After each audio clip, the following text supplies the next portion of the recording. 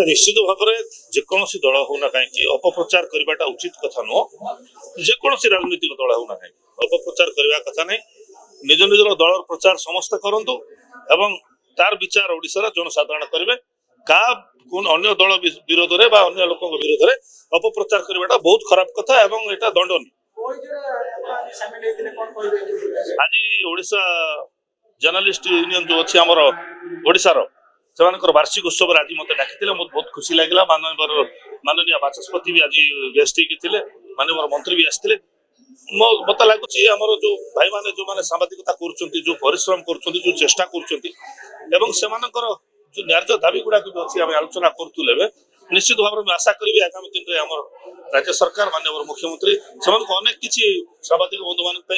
घोषणा और जहाँ भी थोड़ा बहुत बाकी भी आम जमी कम्प्लीट हो पार से दिगरे आम निश्चित भाव दृष्टि देवु ये आशा मोर अच्छे गस्त आरंभ कर विभिन्न राज्य को जाऊँच मुख्यमंत्री विभिन्न जिला को जी सीधा साधारण कथा